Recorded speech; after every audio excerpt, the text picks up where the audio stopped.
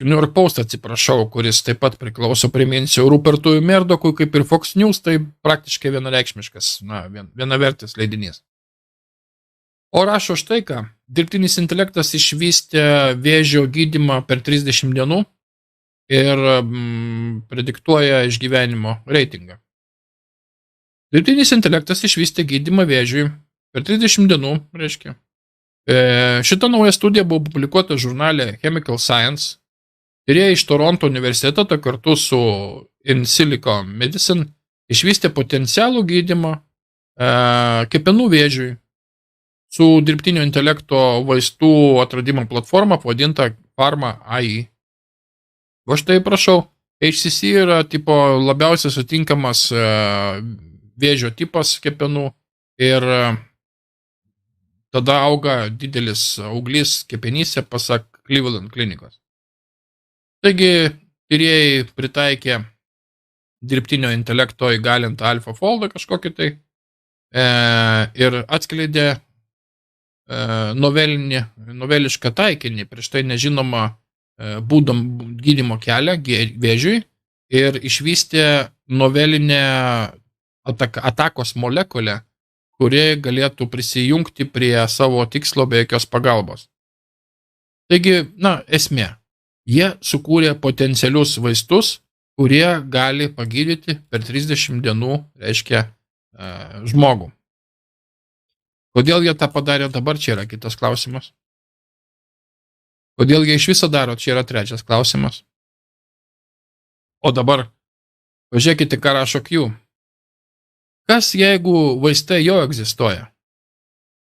Kas dėl milijonų, milijardų viešų, privačių, vyriausybinių, reiškia,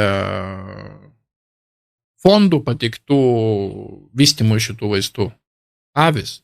Šitie žmonės yra ligoti. Dar viena Q žinutė, vasario 11.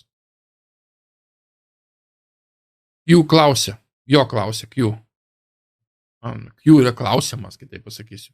Kiek ilgai mums reikės laukti, kol vėžio vaistai ir kitų ligų vaistai atsiras? Žiūrėkit dabar dėmesio, ką sako Q.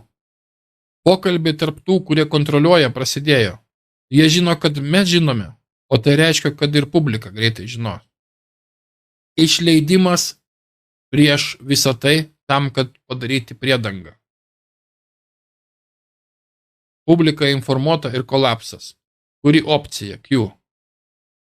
Farmacininkam buvo pateiktos opcijas arba pasakyti tiesą, atskleisti tikruosius vaistus, juos gaminti, atsisveikinti su didžiuliais pelnais, su monopoliais, su politika ir dirbti tiesiog savo darbą ir gyvuoti ir tarnauti žmonijai, arba susideginti darant visą tai, ką jie daro dabar. Žinot, ką jie pasirinko? Ogi antrą variantą. O čia, mėlyjei, kalba šito žinutės esmė. Tai yra tokia, kad jie bando užbėgti už akių ir pradeda kalbėti, kad čia kažkoks dirbtinis intelektas išvystė kažkokį tai vėžio gydymą, ar ne? Nors ir kaip gražiai skamba, dirbtinis intelektas išvystė gydymą. Vau, dirbtinis intelektas naudingas žmogui, išvystė gydymą nuo vėžio per 30 dienų. O Q mums teigia, kad tai yra tiesiog užbėgimas už akių, iš anksti išmetimas naratyvo, tuo tarpu, kai jie jau senai visą tą žino ir visą tą jie turi. Ir jie patys tom senai naudojasi. Tuo tarpu išslaptinti dokumentai atskleidė, kad Laimo liga yra bioginklas sukurtas Jungtinių valstijų vyriausybės. Prieš savaitę straipsnelis išspausdintas. Šokiruojančiam atskleidime tyriamasis žurnalistas Chris Newby prezentavo įtikinančius įrodymus apie Laimo ligą, kuri užkrečia maždaug 476 tūkstančius amerikiečių kiekvienais metais, buvo faktiškai išvystyta Jungtinių valstijų vyriausybės kaip biologinis ginklas. Taigi, jo platus tyrimas pateikė keliamą nerimantį atvejį apie vyriausybės slaptus bioginklų vystymo programas slaptas ir jos patogenų manipulacijas, kad padaryti jos mirtinesniais, įskaitant galimybę, kad organizmas yra atsakingas už Laimo ligą, buvo sukurtas laboratorijoje.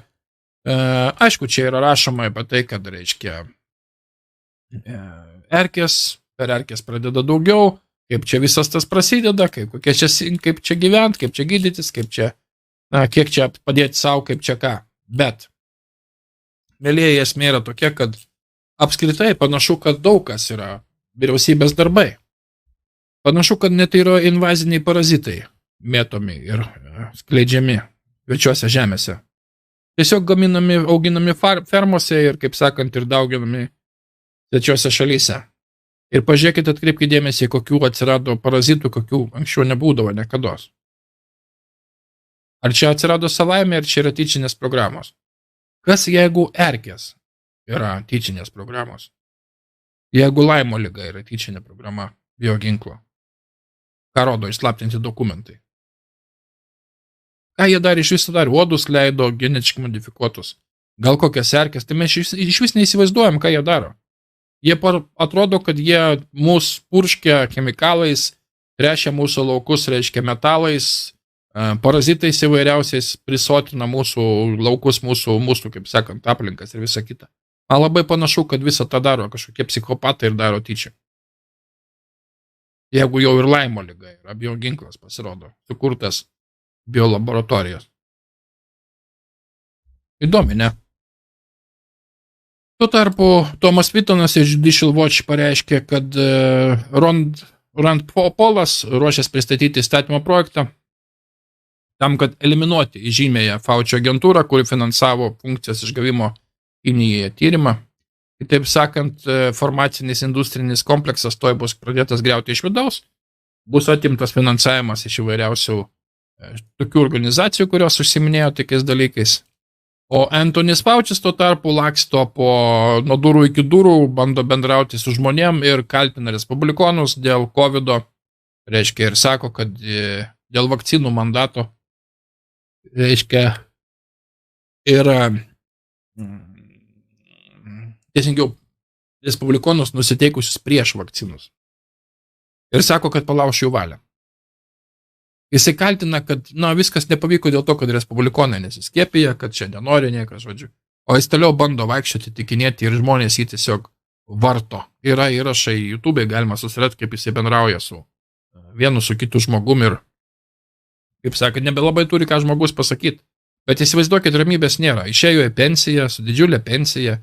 Taigi galėtų ramiai Havajose kur nors sėdėti ten, deginti savo, kaip sakant, užpakalį prie vandenino kokio ten ar ten iš vis ten tūsinį kur nors. Ne, jisai toliau vargšas laksto, bando kažką tai daryti, kažkokį naratyvą valdyti, žalą kontroliuoti. O tuo tarpu beveik niekas atrodo nesuvokia, kad vadovė bioetikos sveikatos institucija tai yra asmo, kuris tariamai turėtų įsitikinti, kad Faucis elgėsi etiškai, tai yra jo žmona. Tai ir priminsiu, reiškia, tai čia kad tai toks absurdas, mėlyjei. Faucis kūrė, jo žmona jam duoda palaiminimą. Čia kažkas kažką bandė pataisyti, bet esmės tai nepakeičia. Viskas ta pati esmė po komentaro. Tai va, o Ilonas Muskas sako, funkcijos išguvimas šitam kontekste yra tik dar vienas būdas pasakyti bioginklas. Reiškia, yra perliukų